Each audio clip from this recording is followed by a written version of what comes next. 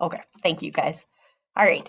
So then what sets the Mediterranean way apart from other eating patterns? So the thing about the Mediterranean, which we talked about before, is simple. Mediterranean way use simple ingredients and simple food preparation techniques. It's also delicious. The Mediterranean way uses healthy fats, spices, herbs, and then those aromatics to kind of make the food delicious and craveable, and it's satisfying. The Mediterranean way uses foods that promote satiety. So, like the whole grains, vegetable, fruits, nuts, and seeds, and healthy fats. So, we know that like protein and then the healthy fats and then fiber, they can all help us feel satisfied after a meal. And this really gives us that because it has all those foods.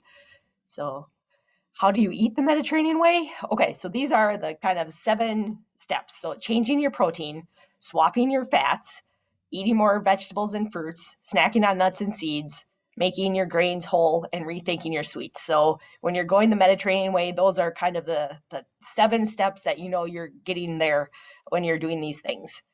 So, today we are going to focus on swapping your fats and then snacking on nuts. So, one of the important things in the Mediterranean way is that they eat a lot of olive oil, and they've been found that that is beneficial. So choosing olive oil, replacing solid fats like the butter or the margarine and other oils with olive oil can really help your heart. So trying to use that in cooking, in dressings, in marinades, and aim to consume at least 4 tablespoons per day while keeping within your calorie budget. So you might be thinking, okay, this is kind of crazy, but the idea is that, you know, you're replacing your other fats with the olive oil instead of just adding them on top of what you're already eating.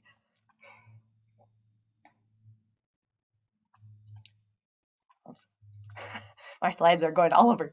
So I don't know, you guys kind of remember, but the fat-free craze, it's a thing that of the past that we went through from like the 70s to the 90s where fat-free foods were all the rage. You know, just I remember having those cookies.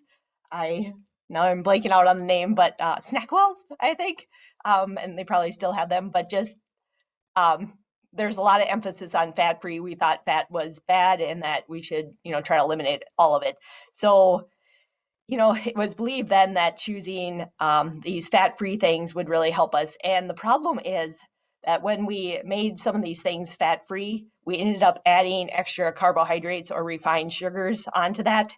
And so it's like we took out the fat, whether it was healthy or not, and then we added in refined carbohydrates. So we're like, okay, so like you might have a salad dressing that doesn't have as much fat anymore, but they increase the sugar and that they added or the starch. And so we found that this is not good for us.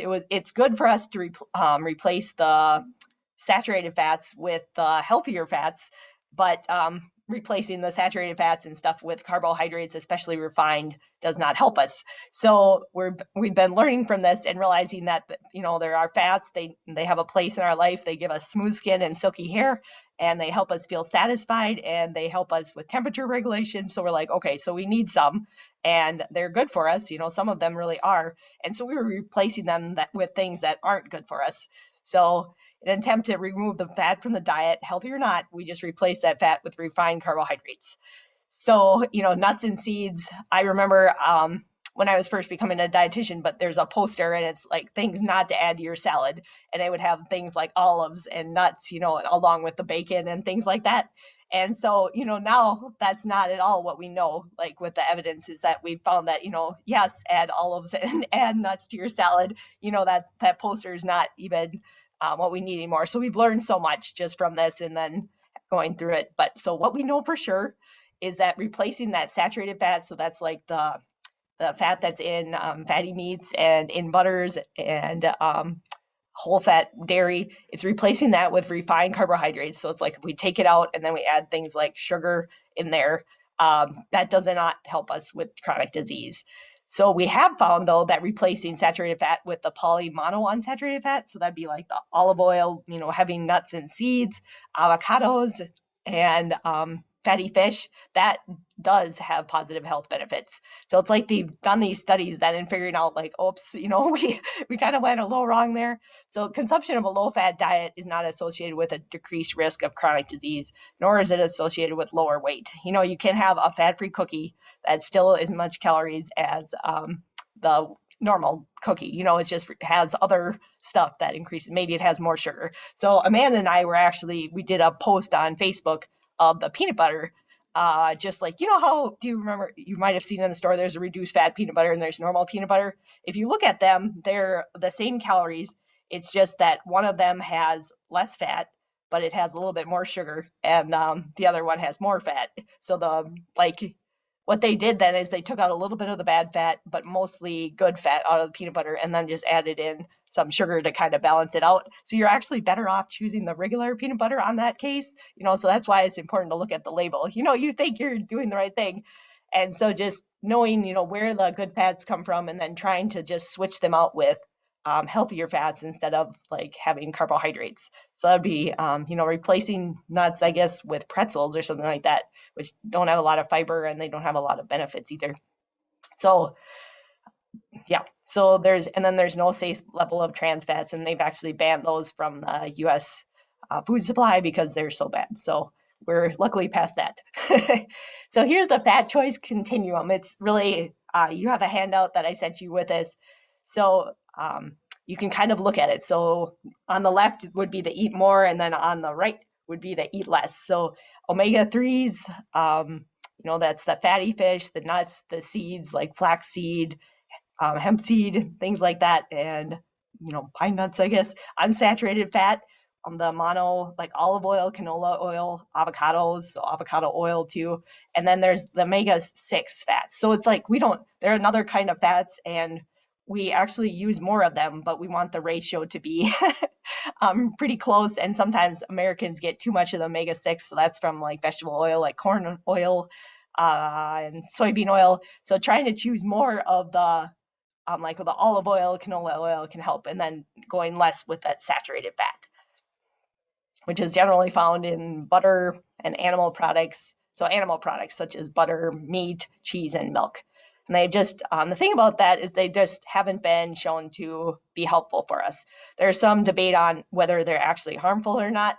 But we do know that these other ones really benefit us, the ones on the far left. So, until we have figured out for sure what the saturated are, we just know that they don't help us. And then, so we know the ones on the left do. So trying to choose more of that when you can. And this is kind of a geeky chart, but it's really interesting. I guess it illustrates the fat composition of different cooking oils. So how much is mono unsaturated and polyunsaturated. So both of those are unsaturated. So both of those are good. So the light blue and then the darker blue and the other blue, they're great. And so then what we don't want would be just less of the saturated fat. So if you kind of look on there, olive oil, you can see it has a lot of mono unsaturated fats, and that can actually make it a little bit more heat stable. So that's a benefit for cooking with it. You can see why it's like held up as a primary oil.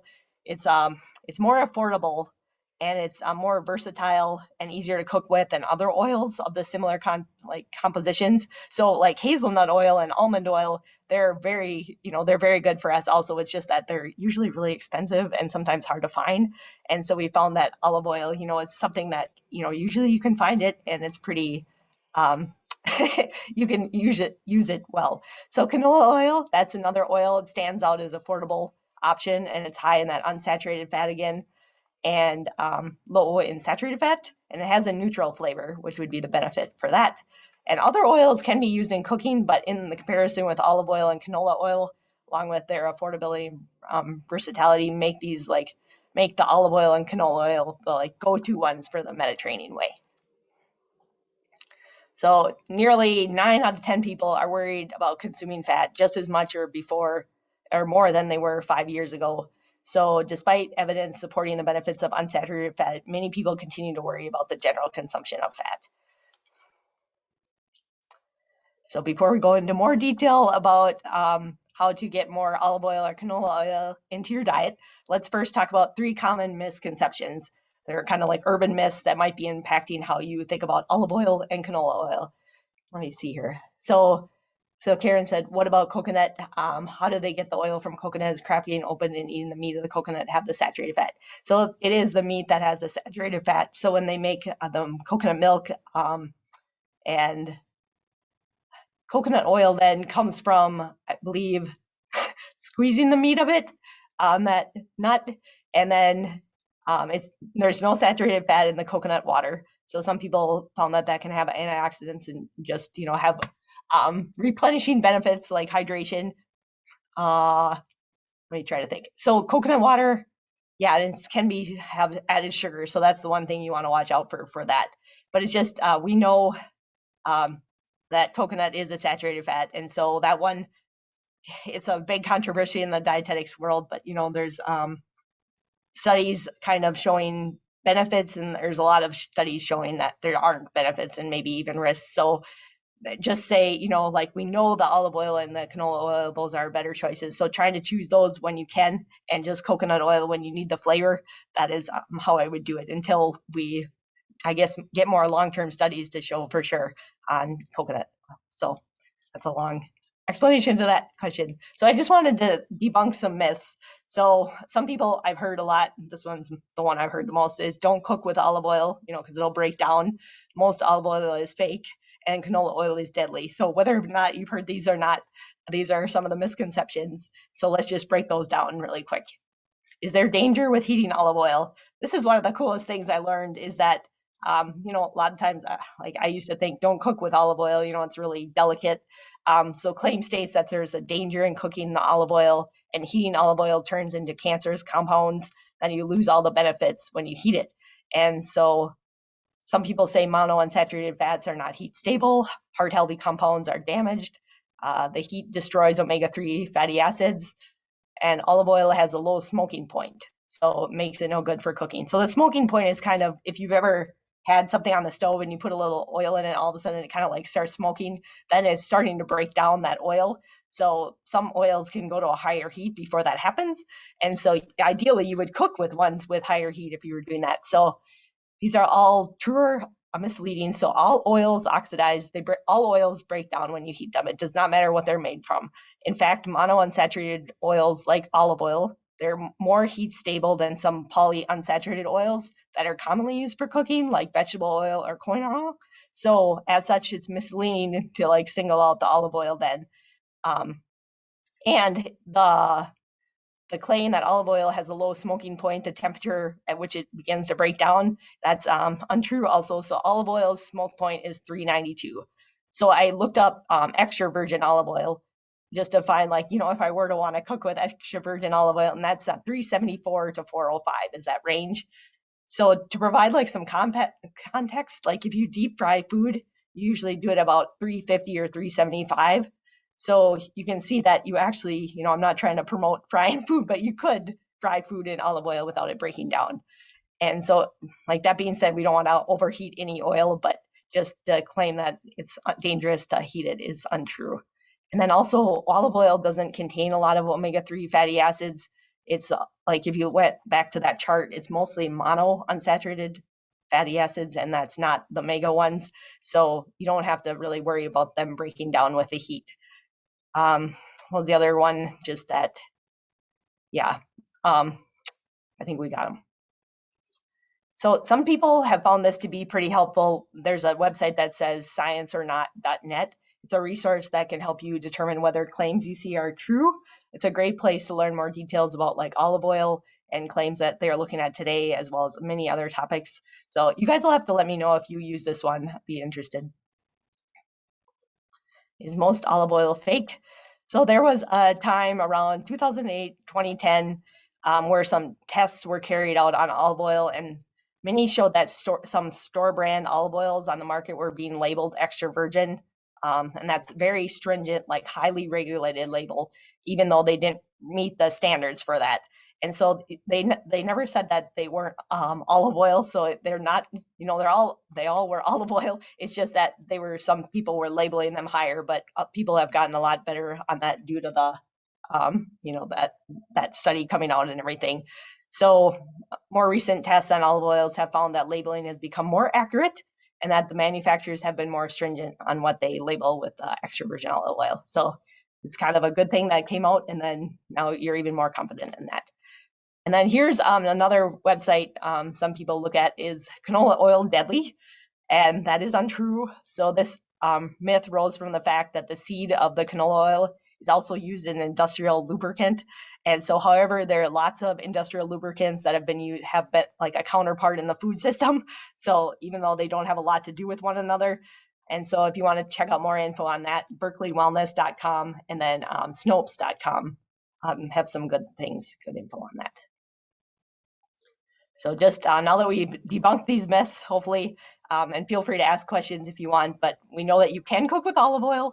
Most olive oil is not fake, and canola oil is absolutely not deadly and is safe to use. So got that.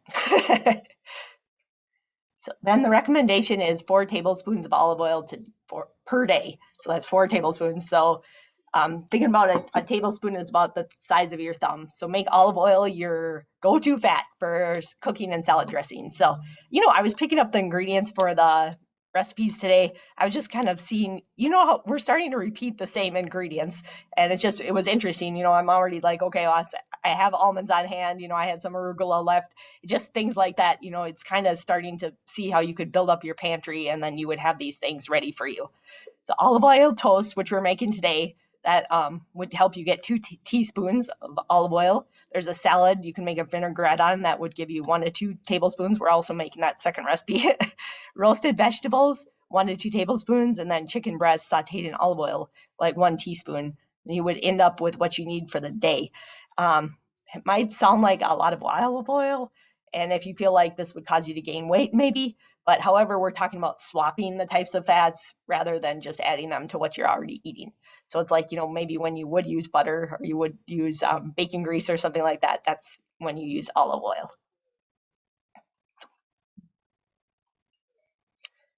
So take steps to swap your fat then. So just kind of what we were talking about. So you cook with oil instead of solid fats. So that would be the oil instead of the butter. Drizzle or dress dishes and salads with healthy oils, kind of putting them on there instead of like a sauce.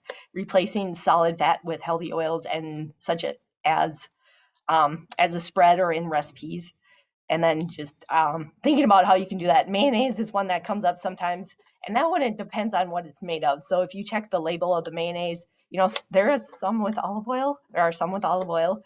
And just you want to choose, like, I guess, the healthiest type of oil that you can find on there. And also, what we did with the Mediterranean tuna salad, it would be just to swap out the mayonnaise for olive oil. Sometimes that can really work. Here's some other tips is you could saute in it, you could roast in it, you could sear, you could bake in it.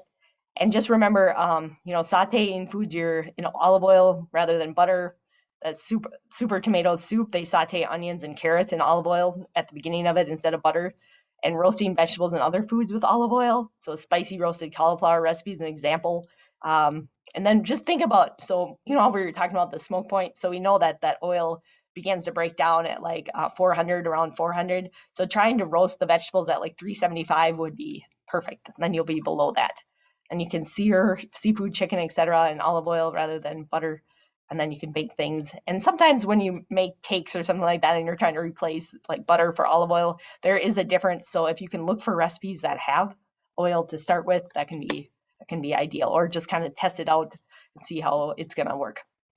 You can dress salads with olive oil-based dressings. You can drizzle hummus or other dips with olive oil. And so there's like that summer green bean salad recipe is a wonderful sherry vinaigrette.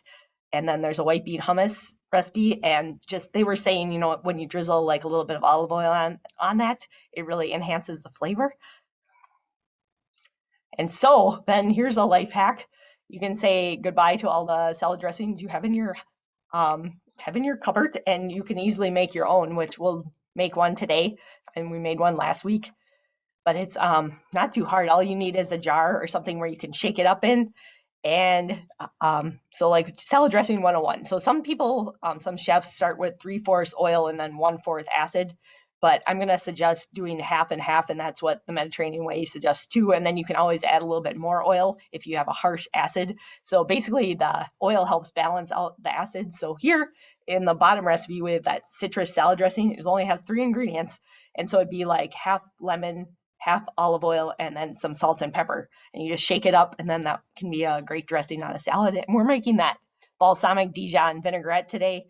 and you will see it. Amanda's going to shake it up in a little dish again, but you can just add more olive oil if you need that for the taste. Sometimes if you're using like something harsher, like a sherry vinegar, or I had one that just escaped me. I guess things like orange juice, if you're using orange juice as an acid or something like that, or like a balsamic vinegar, then it would be probably milder and you won't have to add as much oil. So here's a couple flips. Like the bottom one is that mayonnaise, replacing mayonnaise with olive oil. You also replace butter with olive oil, like with the olive oil toast. I've had a lot of people tell me they've been converts to that, where they were kind of resisting trying the olive oil toast, but you guys will have to try it and just see. I honestly have not tried it until today, so kind of excited also. Replace bacon fat with olive oil. That would be where you kind of get that crispness still, but it's it's with olive oil instead of that. All right, and then looking when you buy olive oil, sometimes this can become a really deep topic, as you guys were interested in, but just there's 3 things they really want you to know. So a dark bottle or can really helps. So why? Olive oil or any unsaturated fat, when it's exposed to light, it starts to begin to break down. The dark bottle can help to protect the oil and increase its shelf life. So it kind of protects it from that light. So, we see a lot of the store that are clear because, people want to see what they're getting, but really a dark bottle. So if you could transfer it into that after you get an olive oil, that would be the way to go. And then trying to find the extra virgin too.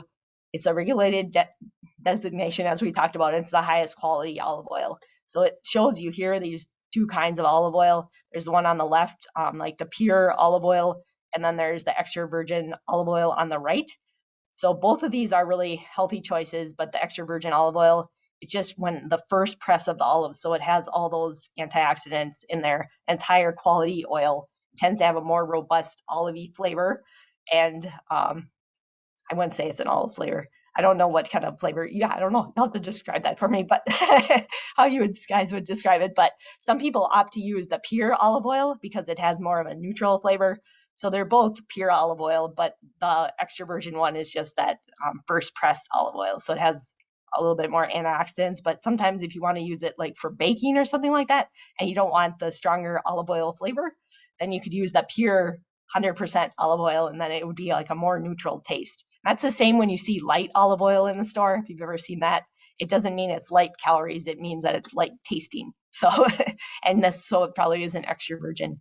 The extra virgin one is really good for like the toast or dipping bread in it, or for salad dressings, because it kind of has that really, really good nutty flavors. And then the best by date. So that'll be number 3. So you got the dark bottle, you got extra virgin, and then the best by date. It just can help ensure quality. So the best by date relates to when the olive oil should be opened by. So once it's opened, then you introduce air into the oil that impacts its shelf life then. So after you open it, has like a 30 to 60 days shelf life. So it depends on, maybe you'd want to buy a smaller bottle depending on how much you're going to use.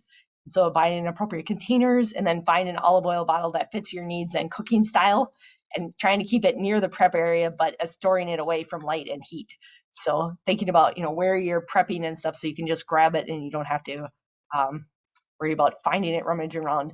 The other thing is olive oil is expensive. So it can be expensive, but it does not have to be. So you can get good quality olive oil for reasonable prices, which is nice to know. And then, excuse me, my slides are all over. Olive oil does not have to break your food budget. So just think about those 3 things about when you're choosing olive oil: that dark bottle, extra virgin, and the sell by date, and then let that be your guide. You can purchase quality olive oil using those 3 things as a guide, and you can do that at discount home stores, online, or other places where you do your shopping. I just wanted to tell you too, further decoding the olive oil labels. They might say like product of Spain, made in Spain, versus 100% Spanish. So a product made of Spain, made in Spain, or any country, labels mean that the olive oil is made and bottled in that country. However, the olives used for that product may be from a different country. So 100% Spanish or another nationality labels mean that the olives in that product are all from that specified country. But bottom line, any of these products would be great choices as long as they meet the three things: the dark bottle, extra virgin olive oil, and then try to look for the date.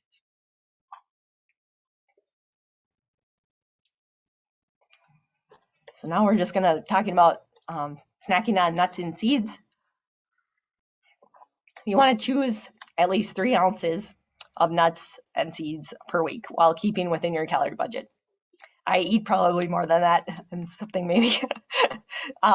Just I love nuts. So avoid candied, honey roasted, and heavily salted nuts and seeds when you can. And trying to think about how you could make these and how you could include these in your life. You're like, which ones? Which ones are the best for me? This is something Amanda and I were talking about too. It'd be a fun presentation. Each nut seems to have a benefit specific for itself. Like almonds, we know are good with calcium, and they have other different things that are good. And peanuts have other things, while the power of pistachios have other nutrients, like the Brazil nuts, like those big ones you see in the mixed nuts. Sometimes they're really high in selenium. They're one of the highest foods in selenium, and that's kind of an antioxidant that goes and helps a lot of things in our body. So even having one Brazil nut a day is a serving, and you can get all that selenium. It's really neat what the different nuts all do. So there's not a perfect one or anything. And then I guess there's been a lot of research on ones like almonds and walnuts that we know are really terrific, but the other ones really do have something good for them also. So you're good to go. Choose a variety. They all have health benefits. So trying to just, having different nuts is kind of like fruits and vegetables. You're getting different nutrients from them. So if you can have a variety, that'll be really good. So aiming for 3 ounces of nuts and seeds per week. So one, it's like about 3 handfuls, and that would be about an ounce. So it's important to kind of recognize what that is, just so you can kind of get an idea of what you're eating, because they can be high in calories. So you just want to fit within your calorie budget.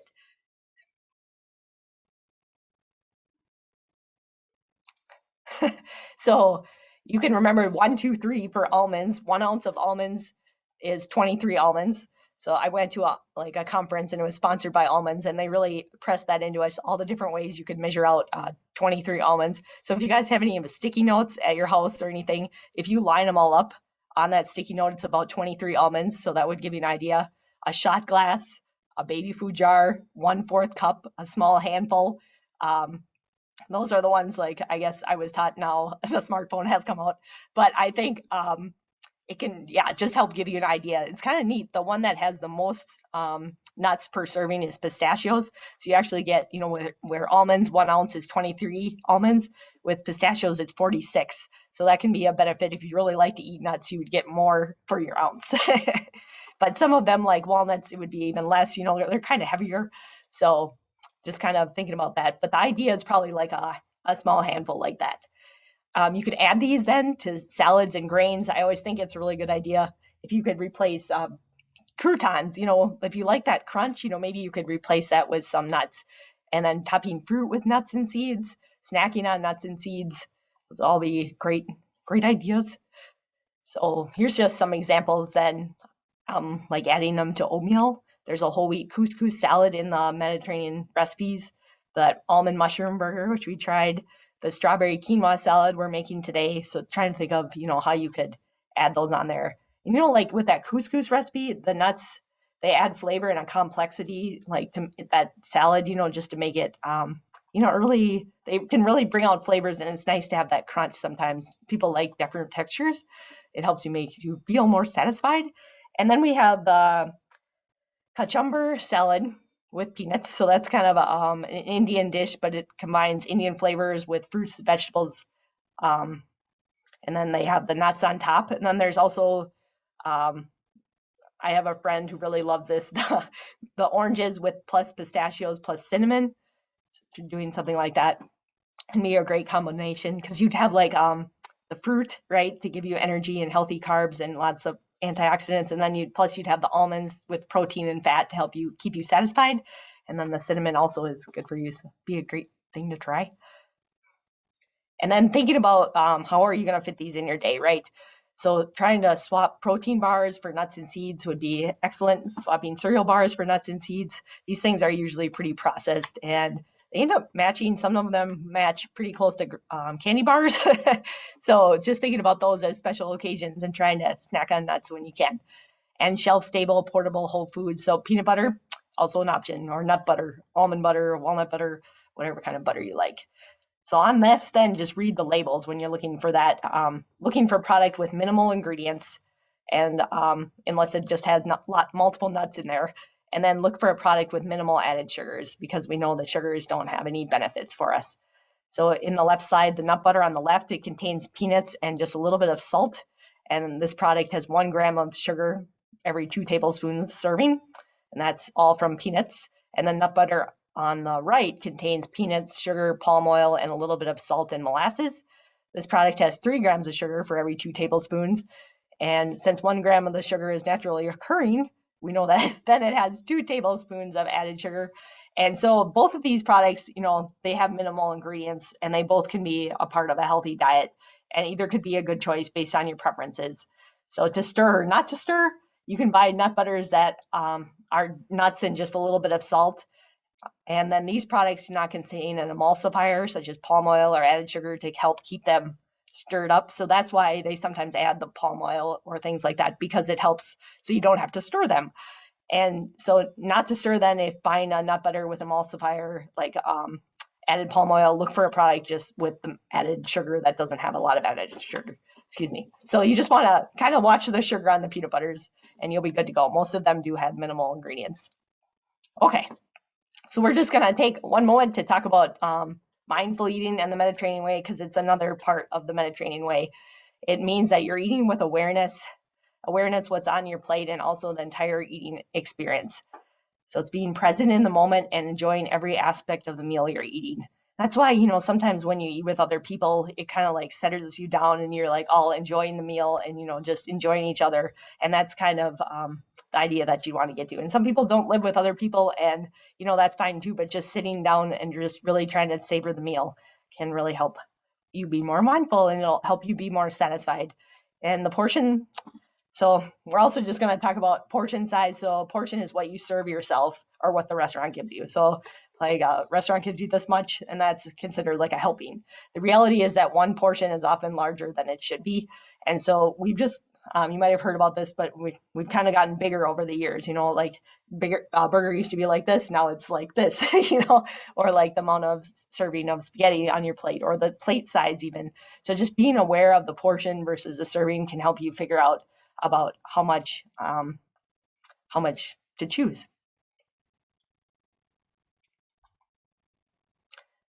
So portions that are offered are often more than we need. They've increased over the past 20 years and continue to get larger. Eating larger portions at one meal would not be such a problem if we ate less, at the other meals. And some people really do a good job of that. But research find that this does not usually happen. And so we usually don't compensate like that. So just kind of being aware of like the larger portions that were served, and realizing, maybe just, eat until you're full and satisfied, and then try not to feel like you have to finish the whole thing. So what is a normal portion? I guess we talked about, one small handful of nuts and seeds is about an ounce. So then just so you know how much, maybe you'll have more nuts and seeds some days, and maybe other times you'd have less. But the idea would be then just to choose that in place of something else. And meat, you might have heard, it's like the palm of your hand or a deck of cards would be equal to 3 ounces. And it's really interesting when you go to like a steak restaurant or something like that, you can see that like the chicken on the right there, that might be something you would normally get, but just thinking about, how many palms of your hands could you get on there, and realizing it might be multiple servings. And 1 ounce of cheese is about the size of your thumb, or 2 dice, or a small handful like this. So if you ever have a recipe that calls for like 1 ounce of mozzarella cheese, and you're like, I have no idea what that. So you could be like about the size of 2 dice or your thumb, or like about a 4th cup is about of shredded would be 1 ounce. And you can use that to help you estimate. And then what is a normal portion? Your fist is about the size of 1 cup. So if that helps you with cereal or anything like that, just to help you eyeball it, you're kind of looking. A lot of our bowls have gotten pretty big, so a bowl of cereal may be a lot more than 1 serving. and how many servings are in that bowl, that depends on the bowl. So maybe it would be fun, just at the beginning, just to kind of measure out some of your bowls and see what they're at. It's they did a study. His name is Brian Wansek, and he's done a lot of studies on different bowl and plate sizes and how much we eat.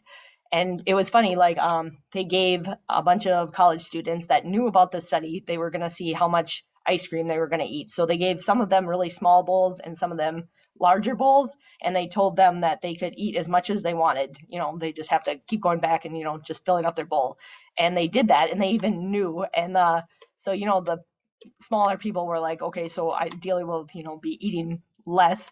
But it was really interesting, and they found that even with them knowing about the study, the people who just had bigger bowls ended up eating more. And it's kind of interesting. You see it at sometimes like gas stations, or the ones where you pay by the pound or by the ounce for the ice cream. They have flat bottoms, so if you just put in like a little squirt, it looks ridiculous. Like you need more. And so just trying to think of the plate sizes and how it looks can really trick you, I guess, even if you let yourself do unlimited portions. So kind of interesting. And a bowl of pasta may be a lot more than 1 cup, so kind of looking at that.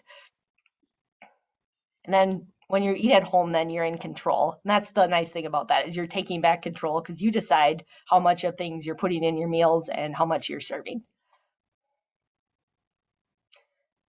Yep, just what we said. So it can really help with controlling portions.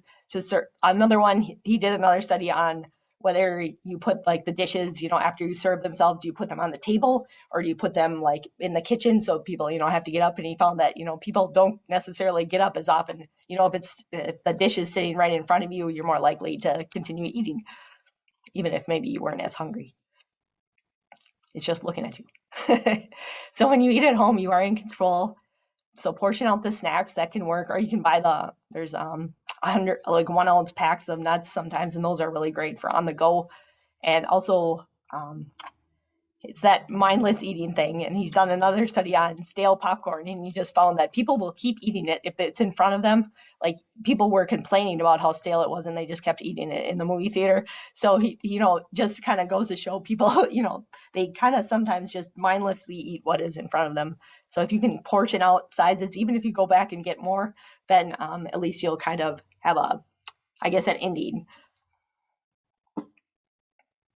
And so when you eat at home, then just think the plates have gotten bigger and things like that. So trying to choose smaller plates and glasses. And then how many calories do you need? So just to get an idea, if you're, this is approximation, but it can help you when you're going to restaurants and there's calories on things, or if you're looking at a label, this is about where you're at. So say you're a female and you're between 31 and 50. So if you sat most of your day, you'd be about 1,800 calories. If you probably go a couple miles each day, that would be 2,000. And then 2,200 if you're making walking like more than 3 miles per day, for example. Kind of give you an idea. So we have the recipes coming up. And so here's just some recipes in the Mediterranean recipe file that use the swapping of the olive oil or the nuts for other fats. So we have the olive oil toast, which we'll be making a little bit. We have the Mediterranean tuna salad. Made that one too. The cucumber olive oil sea salt yogurt. The citrus salad dressing. Then we have the brown rice salad that uses the citrus salad dressing. The spicy roasted cauliflower. You can do any vegetable like this. It would just be a little olive oil and whatever your favorite seasoning is. You toss that together and then you put it on a sheet pan in one layer, and that'll help it roast and crisp up. It brings out the sweetness in foods. And then there's the cabbage pasta and pepper. And so then with some seed recipes, it includes oatmeal and fruit and nuts. This one looks really good to me. We have the rosemary chili almonds, which we're going to do today. And then rosemary chili walnuts. And the kachuma salad with peanuts. We have the quinoa strawberry salad. We're doing that one today too. We're doing 4. Whole wheat couscous salad. Simple stir fry with nuts. the mushroom almond burger. And that's a wrap. Does anybody have any questions today before we run on to the food demos? I feel like I just talked a lot, so any questions? All right, we'll take a short transition break. Where do you get whole wheat couscous? I don't buy it very much because sometimes I have trouble finding it too, but I'll start looking in the stores and see if I can find it anywhere. That's a really good question. That's a good point. She makes couscous. It can be whole wheat or it can be white. It's it's actually a really small pasta, so it's the same like how it could be whole wheat or white. So that's one. If you can get it whole wheat, that'd be great. Good question. Sorry, I don't have a better answer. All right. I'll see you guys in the kitchen in 1 minute.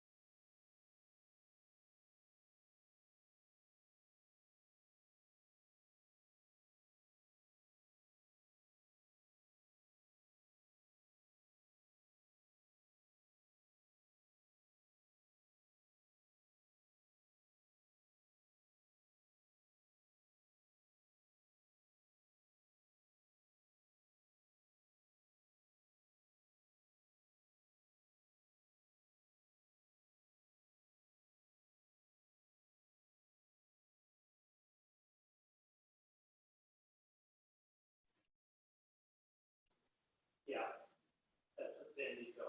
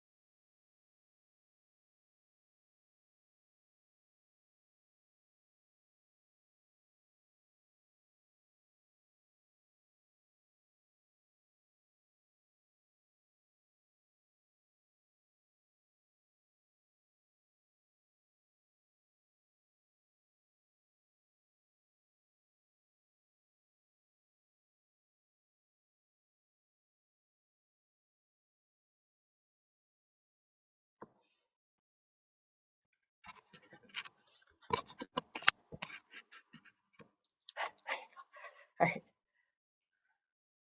Background. Oh, thank you. Oh, God. I really gotta get them. You guys are laughing at the kitchen background here, but we're gonna get this someday. All right. Thank you for your patience. All right. Let's see how this works. You can see we're in our kitchen. Let me see, am I muted? Can you tell? Nope. Can you guys hear me okay? Not if you can. You can. Thank you so much. Okay, so here we are in the kitchen. We have multiple pans, and what we're gonna make today, we're gonna start with the almonds. So let me get the pan going. So what we need first is a tablespoon of extra virgin olive oil. This bottle is going to be gone long before this class. Let's see here. Okay, so I'm going to get that heating.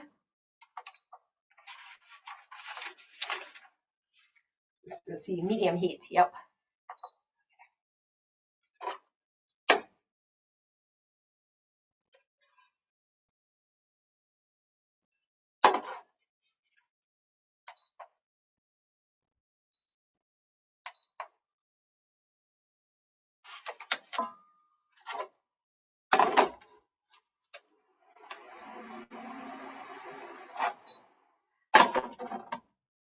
Doesn't like that pan. It is for this, so I never have to use this pan, so Is there another one? I'll just flip it to this one. So that'll be our toasting one now. Sounds good. How much did you put in here? I put it in a tablespoon. So maybe we can use it as the grill top. Oh, Yeah, all right, and so line B.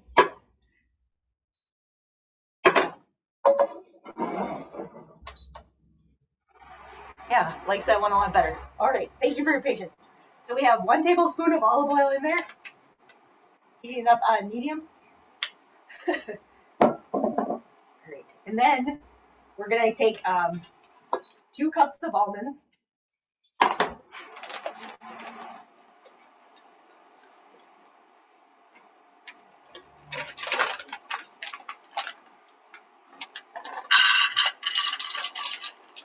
I got lucky yesterday. The store was out of almonds in the baking section, but luckily I found some in the snacking aisle.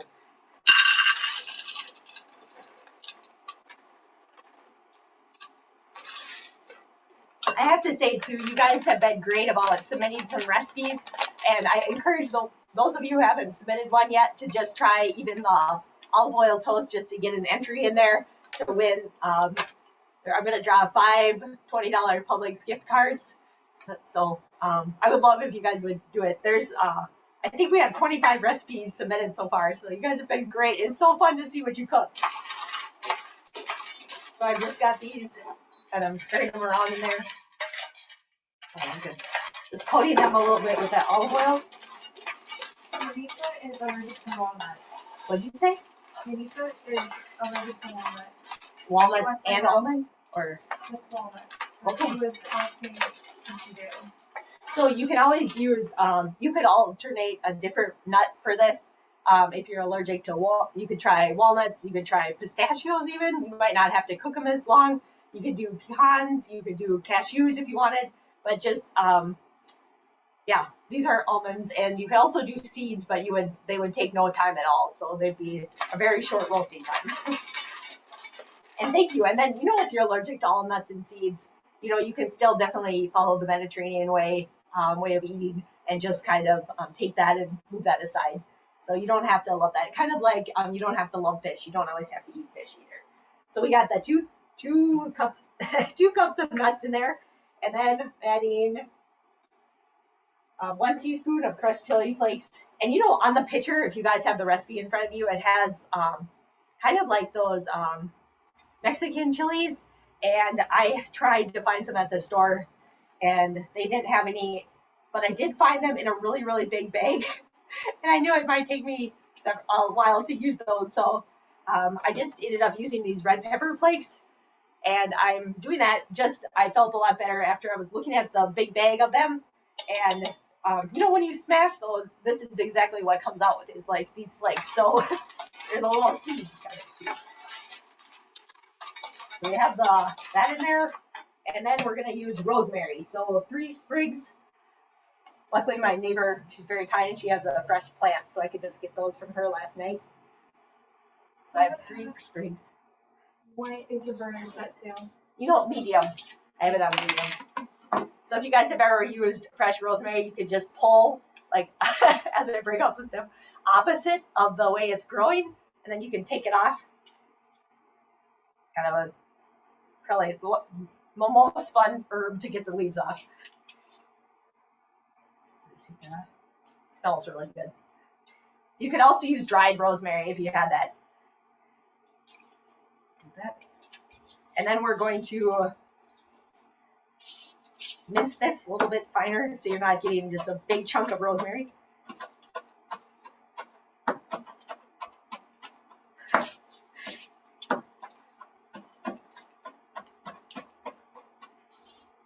And then we're going to sprinkle that on there. And that takes about 15 minutes.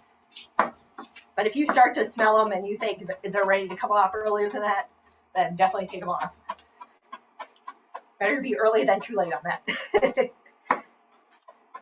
You guys know rosemary, it's like when you smell it, it can help your memory and help your brain power. So they found that it really helps kind of awaken you before tests and stuff. It helps you be more alert and things like that. So you think this will help me the rest of the food demo then, the smell. All right, we got those, and I'm going to kind of go off to this side, and Amanda's going to come and do the olive oil toast with this pan that hopefully works on this burner. So we got that. I'm really excited about the toast. All right. Me too. I got this. So if you just want to see kind of what we're at now. Okay. Yeah, it really does. Okay. Over. Thank you. So we are going to do the olive oil toast. Heat over medium high. Can you show me how to do this? Oh, there you go. And 2 teaspoons of olive oil.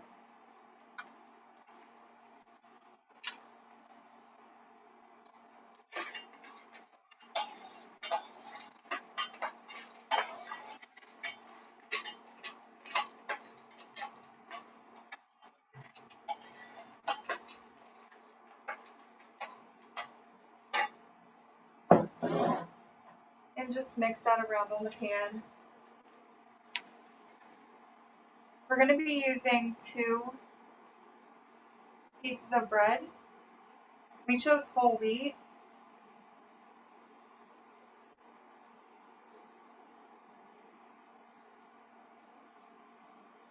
Try to get half of your grains whole wheat, but the more the better.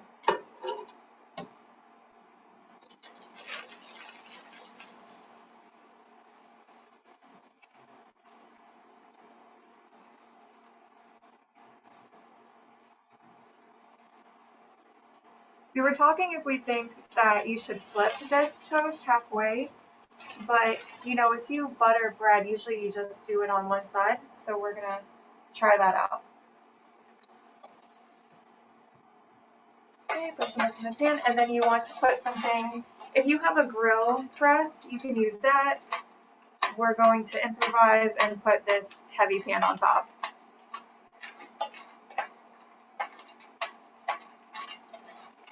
I need a timer. I think we can just check it, right? Yeah, just look at it. Okay, and Andrea's going to take over. Then, yeah. What? And then they stir. Yeah. I tell you, it's not really good.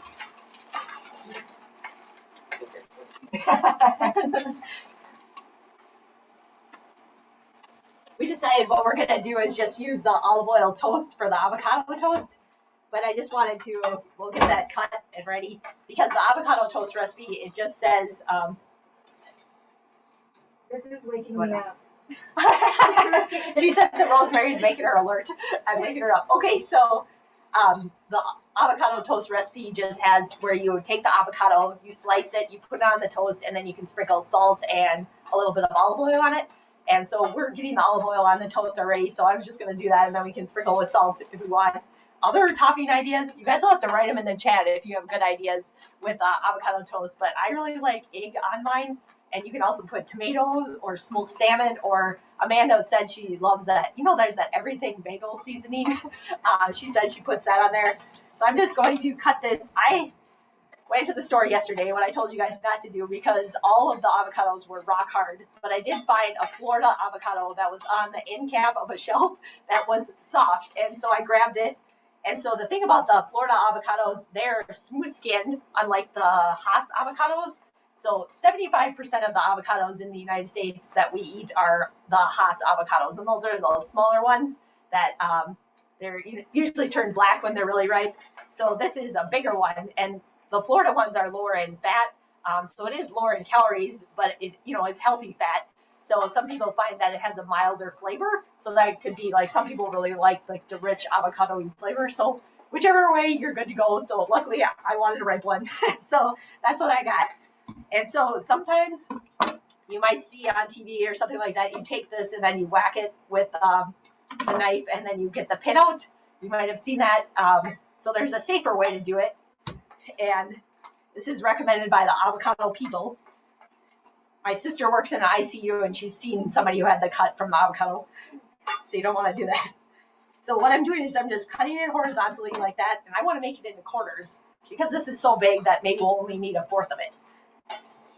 And so I'm going to rotate it, and then I'm going to do the same thing. Just cutting it into quarters. Not doing very well at getting a quarter, but... Okay, and then the seed just falls out, and you don't have to whack your hand. So that's really nice. Okay, so now I have these 4 quarters, right? And the cool thing is, one of the antioxidants, like the most powerful components of this avocado that are good for you, is that dark green right next to the peel. So some people spoon it out, but I found that, if you kind of peel it off like this, then you can get most of it off and keep the green part. Like look at you see the bright green on the side? So that's like the part with the most antioxidants and things like that. So, like the colors, the darker the better sometimes. So that would be an example. So I'm going to use this big one and then keep these. So the thing that makes the avocados turn brown is the air. So ideally, putting really tight plastic wrap on them helps. Sometimes if I didn't want this whole avocado, I could even just slice a little bit out, leave the pit in there because the pit is protecting some of it from air and kind of try to close back up the avocado. Or you can just put saran wrap really, really close to it. That helps too. And then putting an acid on it, like lemon juice or I guess vinegar if you wanted, or any kind of, orange juice, sprinkling just anything you had like that had vitamin C would help keep it from browning also. And then putting the plastic wrap on top. So I have this here, and for Christmas, I got like a smashing nut dish, or for spices, right? So I'm just gonna try to do that, use the avocado with this. It does say to slice the avocado, but I have a couple of friends who eat avocado toast every morning. And she said, it's just a lot easier to eat the avocado toast when it's smashed on there instead of when it's cut in slices. Because once you bite into the slices, then she said they just kind of fall off. So, yeah, let's check. I think it can keep going. I think so too. Should we try turning it up? Medium high. Okay, we'll leave it. I'm kind of curious on how that toast will be.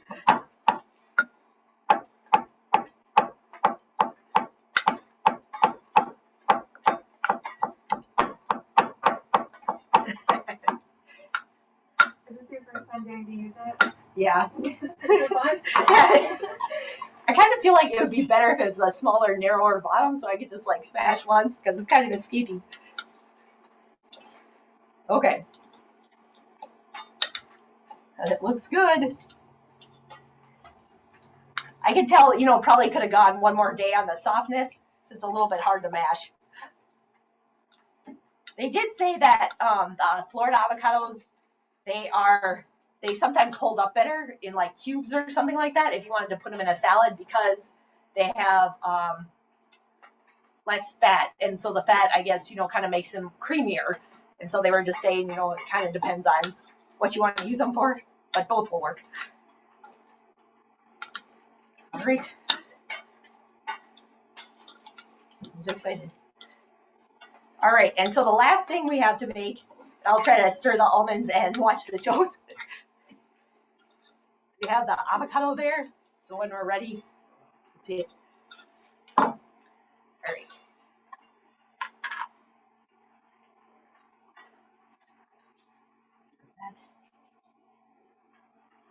Amanda, you want to come on over? Yes. I'm gonna set this on.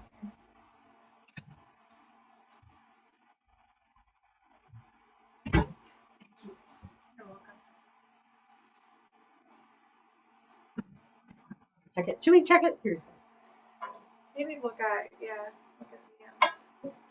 the other side. I read somewhere 7 minutes, but we will see. No, it definitely needs longer. maybe. Can we turn it up? Yeah. It's going pretty slow. The thing is, too, that's not that heavy of a pan. So. Yeah. We were supposed to use the other pan, but obviously that didn't work out. But we can make the quinoa salad. The high, maybe? Let's see what happens. Watch us burn our toast. But I know. Okay, we're turning ours up to high. If you're not using a heavy pan, like we are, I would say to do that, because it's taking a while. I wonder if a George Foreman would work. I guess the oven would just slip off. So. I'm like, I have a. Is that flat panini makers? So we cook for quinoa. If not, I would start yours now.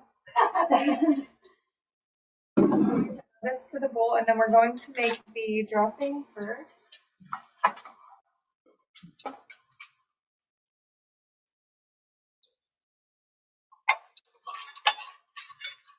And I think it was Karen, she was talking about quinoa. Those are great facts. Thank you for that. Basically sums up all the benefits. What did she say? She gave a lot of info.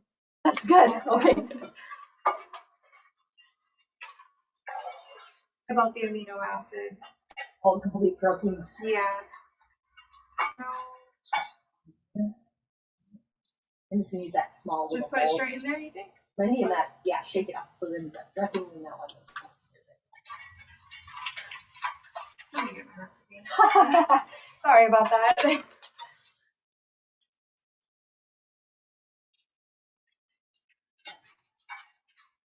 Okay, this dressing is 2 tablespoons of balsamic.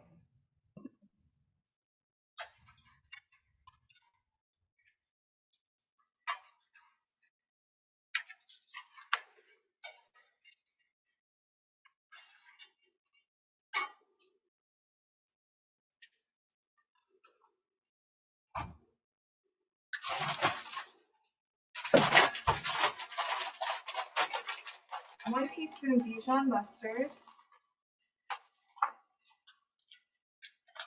I bet this is going to be really good. It's always better to make your own salad dressing.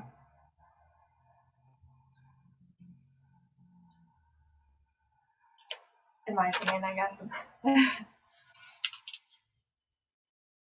2 tablespoons olive oil. So balsamic and olive oil are equal parts.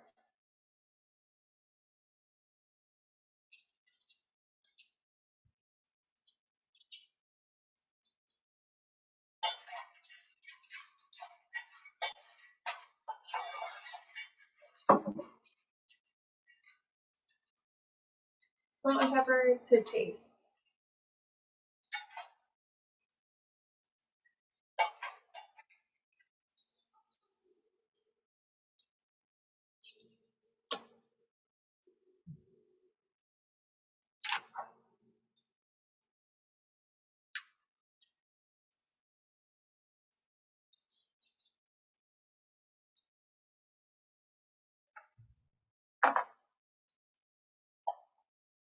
And mix it up.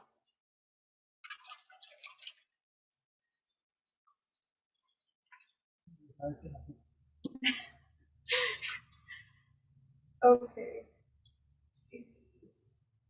I'm gonna check on the toast again. Okay. Guys, hold on. Is it on? You guys want to hear something funny? It's not on. Wait. It is the right burner, so. Okay, so let's just switch them. The almonds are almost done. That is why the toast is not getting done. So maybe don't put it on high. Yeah, maybe it just needs medium high. Okay, let's switch these. Here are the almonds. Just wanted to show you. I think they look really good. They smell good. And I could see if you could get those big chilies, they'd be really good too. So I'll just pour these in a bowl and then put the toast.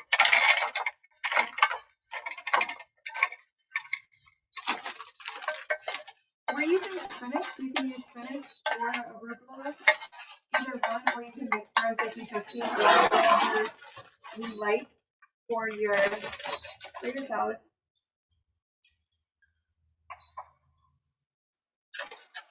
Oh, there's no way to do this in 4 cups. Maybe just to handle the basil that way. This calls for it being chiffonade, but I think it would be it would be time consuming. But I can show you how to do it.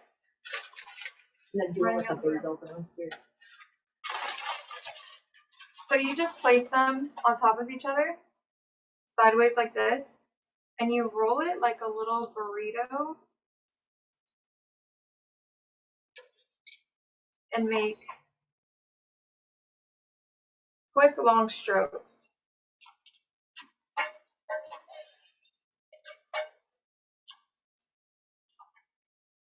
So you come out with these long pieces. You can see them. It's probably hard to see them.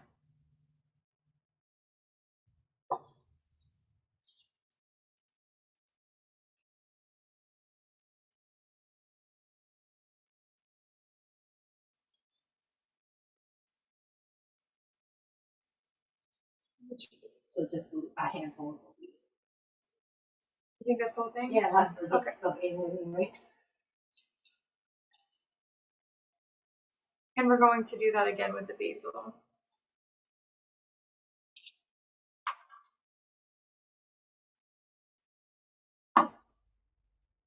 Did your neighbor give you this too? Yeah. Oh.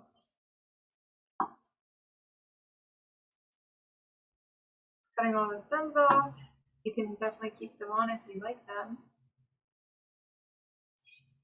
So basil doesn't like cold temperatures, and I was in the fridge, and so that's why some of the leaves. It's fresh from yesterday. So if you do pick basil, my neighbor kindly she put it with the rosemary. So the rosemary likes the fridge, but the basil does not. So you could keep that on your windowsill.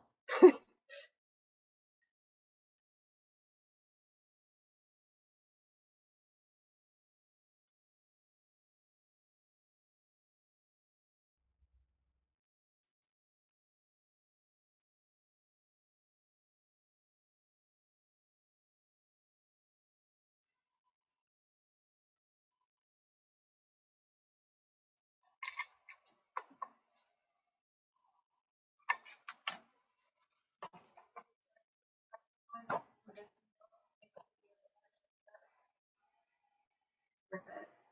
It does look pretty.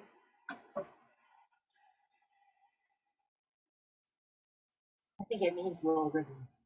Little ribbons.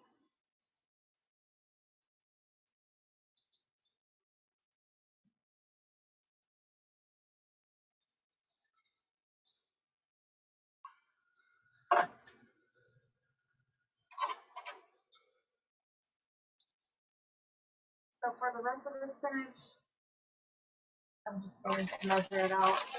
Maybe rip it out with my hands like I usually do.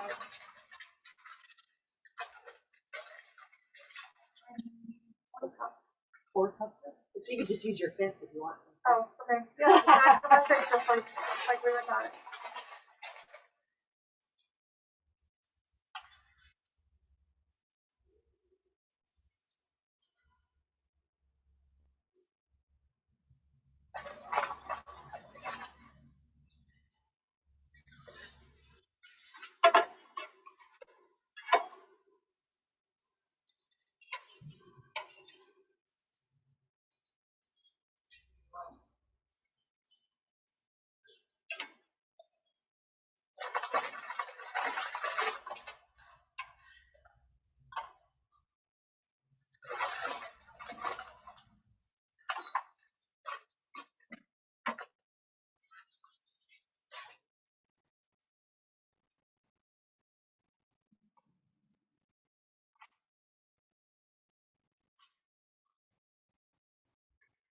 And then you just add all your ingredients in.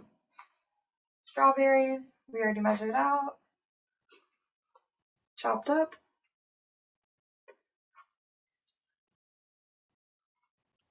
And the quinoa's in there and almonds, right? Sliced almonds, yep. So 2 tablespoons of sliced almonds. Toasted. Not really good. These are roasted almonds. They're salad toppers, so perfect if you like to do things a quick way. How much of this? 2 tablespoons.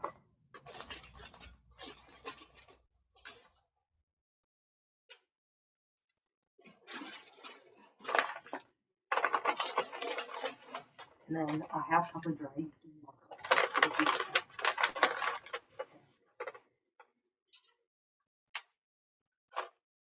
Okay. And you can buy it.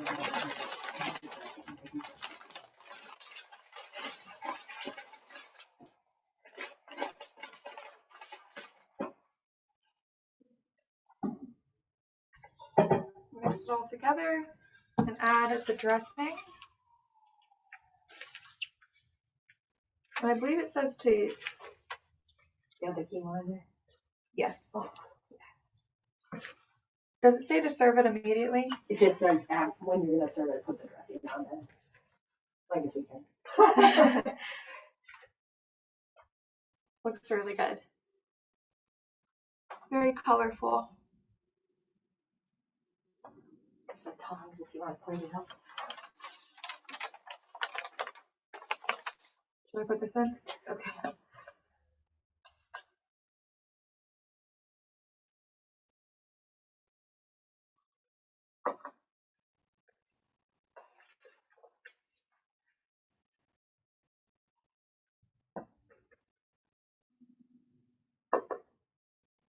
And it's done. It's a quick lunch. It's a quick breakfast too.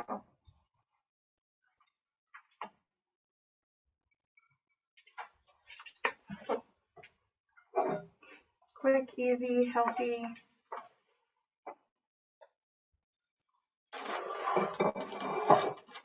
And there you go.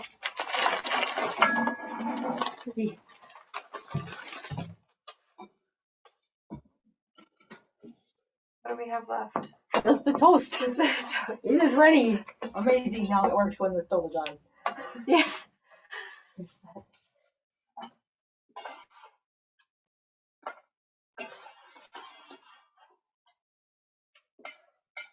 All right, there we go. Here's our olive oil toast with smashed avocado. Let's leave like half of it on without the avocado so we can taste straight up all of it. That's a good idea. We have to decide if we're gonna become converts or not.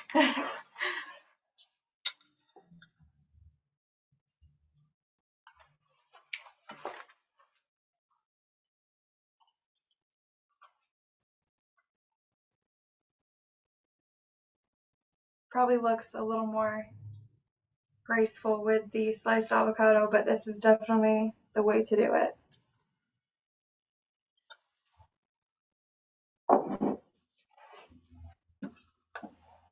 And that is a really good idea on toasting. She was just saying like toast the herbs and then, with the olive oil and then add. Yeah, like that would be good. So thank you guys all for coming today. Do you guys have any questions? Just flip in the chat. I would love to hear what you guys put on your avocado toast if you've ever tried it, what your favorites are. And please send us pictures of the recipes. We'll get you entered in. And thank you so much for coming.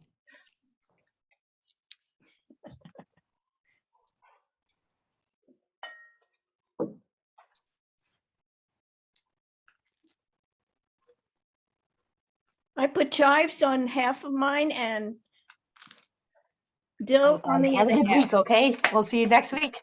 Thank you. Thank you. Thank you, guys.